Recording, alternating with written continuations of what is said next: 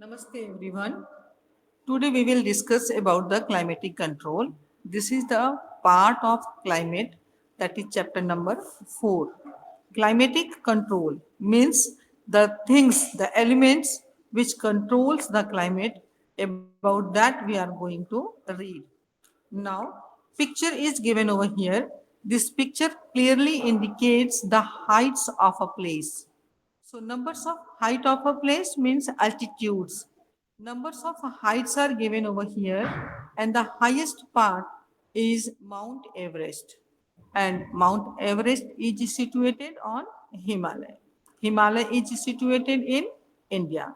Now, Mountain Himalaya, it works as a wall for India.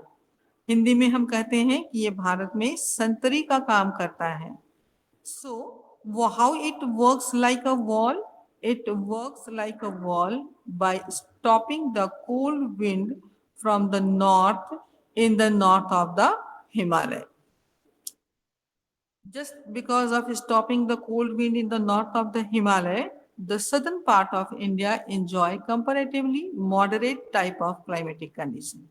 And at the same time, the southern monsoon wind is controlled or stopped by the Himalaya in the south. So it provides a same type of climatic condition to control country, the complete country, that is the monsoon type of climatic condition is provided to the India. At the same time, we can say one another with the help of another map. This map is indicating that latitude. What it indicates? Latitude. Latitude means the distance from the equator. As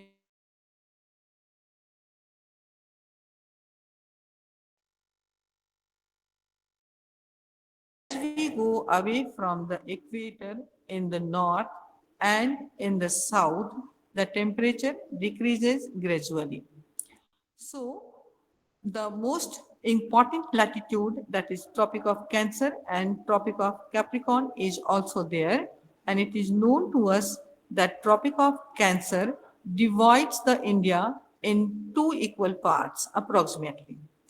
The southern part of India, situated in the south of Tropic of Cancer, they enjoy tropical climatic condition as it is situated in the tropical zone.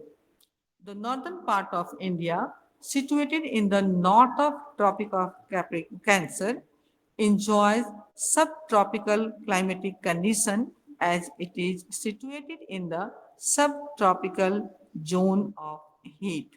So finally we can say that India is situated. This is the southern part and this is the northern part of India. So we can say that India is situated in the tropical zone as well as subtropical zone together. So both the type of climatic condition can be seen in India. The next part is distance from the sea. To understand about the distance from the sea, we should learn about the part of India or the coastal region of India situated near the ocean. What happened in the area which is situated near the ocean? Now, this is showing that during daytime, the land it becomes very warm, and during daytime, the oceans are cool as water takes more time to cool. At the same time, it takes more time to get heated. So during day, the waters are cool and the land is warm. What happened? Due to the warm or the high temperature on the land, the air gets heated and goes up. So the air get heated and going up. So the wind starts blowing from ocean to land, and the ocean or the sea breeze become very common during daytime. At the same time, we can say that what happens at the night? the land becomes cool because sun rays are not there. As the water takes more time to be warm or to get cool, during night the water becomes hot, and from the ocean the air goes up and low pressure creates. So the wind starts blowing from land to ocean. So the wind is starting from the land, so land breezes are common over here.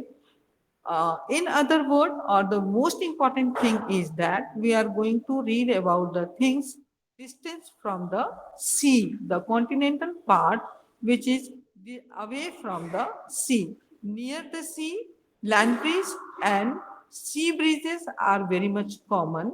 So part, the continental part or the coastal part, they enjoy moderate type of climatic condition.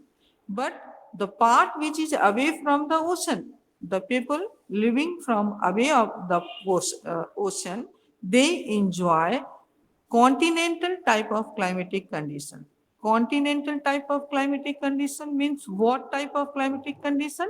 Means they enjoy very hot during summer and very cool during winter. So we can say in other words, the extreme type of climate for winter and summer both the season. Yes, this is about the distance from the sea. Now the next point is the pressure belt and wind direction. To understand the pressure belt, I will clear you how to find the pressure belt first. I would like to clear you one thing, 0 degree is written over here, but it is shaded with blue color from 5 degree north to 5 degree south. This is 5 degree north and this is 5 degree south. Means the area between 5 degree north and 5 degree south, they receive very high temperature. So due to very high temperature, the air goes up and area they make the low pressure belt. If temperature is very high, then pressure will be low. So the name of this belt is equatorial low pressure belt.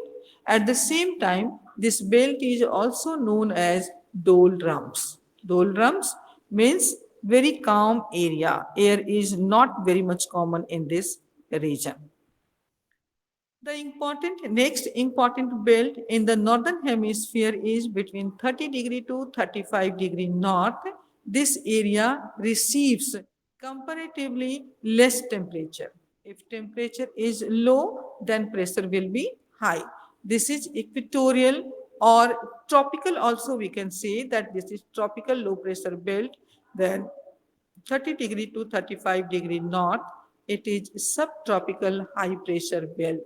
It is also known as horse latitude. Similarly, in the southern hemisphere, 30 degree to 35 degrees south, this also makes the belt of high pressure, that is subtropical high pressure belt. This is also known as horse latitude. After that, the next important belt is near the pole. It is a high pressure because in the polar region, it is very cold. It is totally covered with snow. So the season is very cold. That's why the pressure is high. So in the polar region, it is a high pressure belt. And if we compare this polar region with this 60 to 65 degree, the area is shaded, that is between 60 to 65 degree, this area receives comparatively high temperature from the polar region. That's why it will be named as subpolar low pressure area. So we can say that one high pressure, then again low pressure, then high pressure, and again low pressure. In the northern hemisphere, we have seen that alternate pressure belts are formed. Similarly, in the south, near the southern pole, the pressure will be high as it is covered with the snow. And if we see 60 to 65 degrees south latitude, it is away from the polar region and receives comparatively more temperature. That's why this is named as subpolar low pressure belt. Near the pole, it is high pressure belt, and away from the pole, it is low pressure belt. As we seen in the northern hemisphere, similarly we are able to see in the southern hemisphere also it is divided in the same pressure belts. Now, this pressure belts helps to for the or in the movement of the wind. It is known to us that winds always blows from high pressure to low pressure. One more thing is there. You are able to see that the winds are moving in a curved direction. It never moves in a straight. So the most important thing why it moving in a curved direction means we can say the Coriolis force. Coriolis force, the opposite wind direction which created by the movement of the earth, or when the earth rotates on its axis, then one another direction of a wind is created, that is known as Coriolis force, and that Coriolis force force the wind to move in a curved direction. The another thing, the shape of the earth also helps in the curve movement of the wind. Yes, now the next important thing is the movement of winds are generally happen or starts, the wind starts from the high pressure and goes towards the low pressure. So here we are seeing the subtropical high pressure belt is here and the wind is moving from subtropical high pressure belt to equatorial low pressure belt. So the direction of wind, always the direction of the wind from which it has been started, name the wind's name. So it has started from the northeast. So the name of the wind is northeasterly. Between equatorial low pressure belt to subtropical high pressure belt in the northern hemisphere, the direction of wind is northeasterly. Similarly, in the south, subtropical high pressure belt, the wind starts from this high pressure belt and moves towards the equatorial low pressure belt, and the direction of wind is southeasterly. So the name of the wind is southeasterly. In other words, we can also say that between two tropics, the easterlies are common. In the north and south, both the hemisphere, easterlies are common. So I think it's very much clear to you, easterly, northeasterly and southeasterly. Now we will discuss about the westerly. In the northern hemisphere, subtropical high pressure belt, the wind starts from subtropical high pressure belt and move to subpolar high pressure, low pressure belt. Sorry. So the wind is started from the high pressure, again moving towards the low pressure belt. So here the name of the wind will be southwesterly, as it started from the southwest. So the name will be southwesterly. Similarly, in the southern hemisphere, the wind starts from the subtropical high pressure belt between 32 from 30 to 35 degree south and goes to the subpolar low pressure belt. Here, the wind is moving from the northwest. So the name of the wind in southern hemisphere will be between 30 to 35 degree and 60 to 65 degree will be northwesterly. So I think both the easterly and both the westerlies are clear to you. Now, finally we will see the wind blowing from the polar region in the north as well as in the south. They are named as the easterly wind. They are easterly commonly because it starts from the point. So we are not going to discuss whether it is northeasterly or southeasterly. It is easterly. In the northern hemisphere also it is easterly, and in southern hemisphere also it is easterly. So these directions of the wind and the pressure belt, this helps in the formation of a monsoon in India. I think the reversal of the wind regarding India, that is due to the pressure belt and change in the pressure belt. That's why monsoon is created in the India. Okay, I think pressure belt and movement of air is very much clear to you.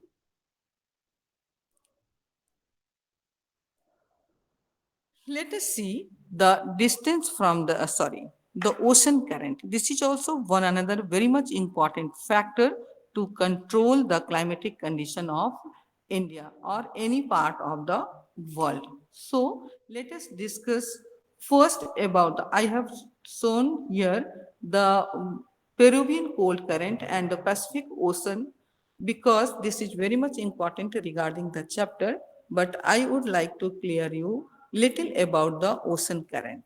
The blue color current, the blue arrow, it is showing the pole ocean current, and the red arrow, it is showing the warm ocean current. Now, let me discuss first about the cold ocean current and the warm ocean current, what it is. Now, the first and the most important thing that I would like to tell you is the current generally starts from the South Pole. Only one current starts from the South Pole and works and moves on the entire globe.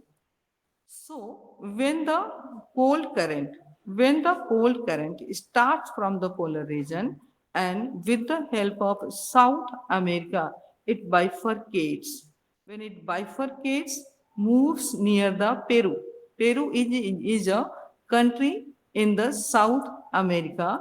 It moves near the Peru country. That's why the name of this wind is Peru. Peru, we can also call it Peruvian cold current. When it reaches near the equator, it becomes warm. When it becomes warm and it is situated, this arrow is indicating that it is situated in the south of equator. That's why the name of this wind is this water current is south equatorial warm current. Now, the same moved from the Australia and come down means it is moving. It's Australia, it's not completely indicated over here, but it is written Australia. So it is moving from the west of the Australia. So we can name it the West Australian warm current as it is coming from the equator. Why this wind is very much important over here, why the direction of wind is very much important over here, the direction of wind is very much important over here because the Peruvian cold current reaches the equator and converted into the south equatorial warm current. This wind goes towards the up to the India, and by the Australia it bifurcated and named as the South West Australian warm current. But the same wind goes up to India. When it moves in the same direction as the Peruvian cold current and South equatorial warm current, then the Indian monsoon will be on time. Means there is no any problem, there is no changes in the arrival of the monsoon. If it changes its direction, instead of moving, it is moving from west to east. Instead of moving west to east, when it starts moving from east to west, then there is a reversal of the wind, reversal of the ocean current. By the reversal of this ocean current, the India is affected as the monsoon reaches late or the quantity of rain decreases due to this reversal of the ocean current. And this reversal of the ocean current is known as counter current. What happens when counter current starts? Instead of cold Peruvian current, the south equatorial warm current enter near the Peru and the situation become rivers. I think it's very much clear to you. One more question is there that given in your book, that is why the western part of the continents are always desert. Now, see, this is Canary cold current and the complete northern part of Africa is desert. Similarly, this is Peruvian cold current and this is Chile desert. Now, this is Californian current cold current and this California is also a desert. Why they are desert? Because they are situated near the cold current. Now, to understand this, the funda of cold current, I would like to tell you something. The wind which passes through the warm current can carry the more moisture on them, but the winds passes through the cold current, they cannot carry the moisture on them as the wind is cool. So, the areas situated near the cold current are unable to receive the rain and they were converted into the desert. Similarly, so the examples of Sahara is given over here and the Peru and at the same time California. These are the desert. Why they are desert is clear to you. Now, what happened to the warm current? The warm current, I would like to show you this Gulf Stream. This Gulf Stream moves up to the Sweden and Norway. So, the most important thing is near the Sweden and Norway, in these countries, the ports were always open, though it is situated near the 60° and 65°. That is, the area is above the 60°. The area is very cold. It is very near to the area of freezed. That is, the northern pole is totally freezed part, and Sweden and Norway is situated very near to that area. Then also, due to this Gulf Stream, this area becomes or they enjoy moderate type of climate as the Gulf Stream warm current as the Atlantic drift they blows over here. At the same time, Labrador cold current coming between from Canada and Greenland and blows over here. The Newfoundland, near the Newfoundland. This is way far away from the 60°, that is near the pole, or we can say the Arctic Circle. Then also this port is, we can say that it is closed up to 6 months and working only in the 6 months of the year because of the Labrador cold current and the Gulf Stream. They both join here, and due to this Labrador cold current, the icebergs are found over here. Due to this icebergs, the ports were closed in most part of the year. Now, so this is little about the warm current and cold current. Now the effect of warm current is clear nearby the Sweden and Norway, and the effect of cold current is, I think, is clear to you by the desert or in the western part of the country. Now we will discuss little about the warm current and cold current in detail. Now the warm current. You are able to see all the eastern part of the continents. In the eastern part of the continent, the warm currents are common. And all the western part of the continent, here the cold currents are common. Second important thing, warm current. Now, the warm current near the equator, it's warm, or the Pacific drift, wherever we were seeing the warm current, they spread, they take comparatively more area than the cold current. Third important point is the warm currents are higher than the cold current. And mostly Why the wind passes from the cold current are unable to rain? Because it's known to us that the wind, as it get heated, are able to conserve or contain more and more moisture. So, if the wind contain more and more moisture, then it can rain anywhere if it becomes saturated. But if the ocean currents are cold and wind is moving through the ocean current, cold ocean current, then wind is cold and they are unable to carry more and more moisture, so they cannot rain. We can see this by the seasons. In the summer season, we can dry our clothes very easily within a seconds or within a minute, few minutes. But in winter season, it takes time because in winter, the winds are cold and they are unable to carry the moisture. So, in this way, the cold current and warm current is clear to you, I think. Now,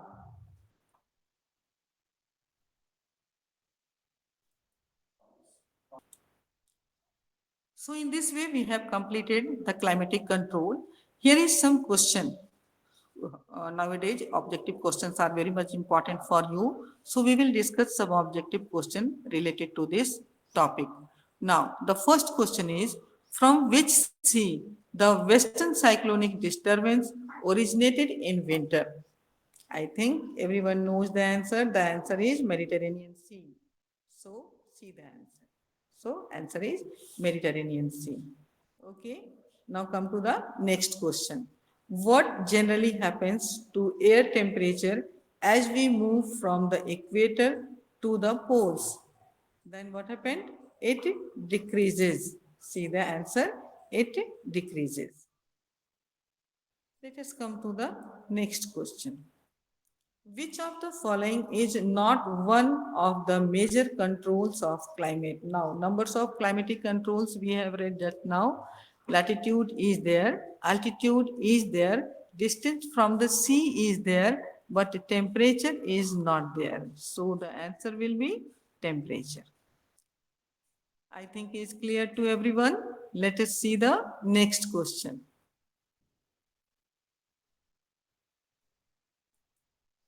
The next question is, fast flowing and narrow air current are known as fast flowing, means it must be a warm current and it flows in a narrow air current as a narrow air current. Now, what would be the answer of this question? Monsoon winds are not the fast wind. Anticyclone air, winter winds, no. The inner narrow stream, the wind blows, that is jet stream. See the answer. Answer is jet stream. Let us see the next question. The next question is, which latitude passes through the middle of our country, giving it the characteristic of tropical as well as subtropical climate? And I think it is Tropic of Cancer. We have already discussed.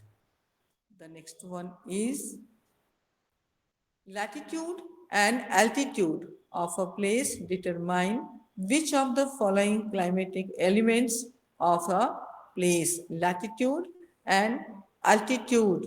It is showing the temperature. Let us see all of the above: rainfall pattern, temperature, pressure, and wind system. Everything is indicated by the latitude and altitude. Let us see the next question. By what other name the Coriolis force is known as? It is known as Farrell's law. Yes, it is known as Farrell's law. Again, the next question is, which of following factors is responsible for Indian subcontinent to experience contem- comparatively milder winter as compared to Central Asia? Now, the answer is the Himalayas. I think we had discussed about this also. The next question. What type of climate does India have? Very simple. Uh, Monsoon type is not given, then it is tropical monsoon is given, then it is tropical monsoon. Then the next question is, let us see the next question. What type of climate, sorry, let us see the next question. How would the climate of India be in the absence of the Himalayas? क्या होता अगर हिमालय नहीं होता तो क्या होता हमारा देश टू कोल्ड एंड ड्राई क्योंकि बारिश नहीं होती. Let us see the next question, and this is the last question. Now, which of the following is not an element of weather and climate? And the answer is